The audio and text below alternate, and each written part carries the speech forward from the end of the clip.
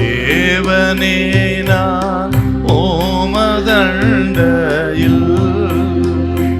இன்னும் நெருங்கி சேர்வதே என் ஆவல் பூமியில்.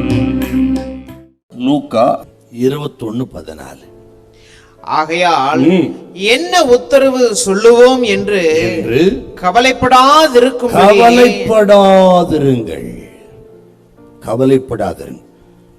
ஏன் அப்படி சொன்னார்னா, இது விசுவாசிகளுக்கு முழுக்க முழுக்க சொல்றார். ஏன், என்ன நடக்கும் அப்படின்னு ஆண்டவர் முன்கூட்டியே தெளிவா சொல்லிட்டார். இது மேல கவனமா இருங்க. நீங்க இத பாத்தீங்கன்னா கவலையே வராது உங்களுக்கு, உலகத்தில் நடக்கிற நிகழ்ச்சியை கண்டு அப்படின்னு சொல்றாருங்க. யோவான் 14:1-3 உங்களுக்காக ஸ்தலத்தை நான் ஆயத்தம் பண்ண போகிறேன். அப்போஸ்தலர் 1:11 எப்படி இயேசு போனாரோ அப்படியே வருவார். 1 தெசலோனிக்கேயர் 4:16 வானத்திலே இருந்து இறங்கி வருவார். மத்தேயு 24:27 என் வருகை திடீரென்று இருக்கும், கவனமா இருங்க. வெளிப்படுத்தல் 1:7 எல்லா கண்களும் அவரை காணும், குத்தினவர்களும் காண்பார். ஆண்டவரின் வறுமை மகிமையாயிருக்கும். யூதா 14 அவர் கோடான கோடி தூதகணங்களோடு வருவார்.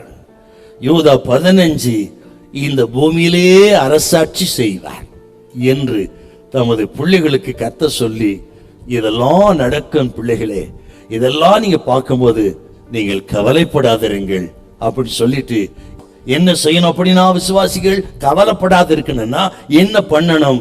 2 பேதுரு 3:14 ஜாக்கிரதையா இருங்கள். லூக்கா 21:36 ஜெபத்திலே தரித்திருங்கள். லூக்கா 21:16 பொறுமையா இருங்கள். 1 யோவான் 3:3 சுத்தமுள்ளவர்களாயிருங்கள், விழித்திருங்கள்.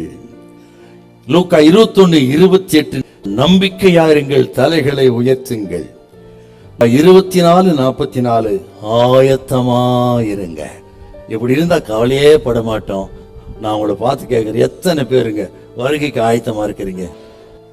பெரும் திரள் கூட்டத்தில் இல்லைங்க ஒரு சபை. சபைன்னா பெருந்திரள் இல்ல, தரமுள்ள சபை, பரிசுத்தமுள்ள சபை.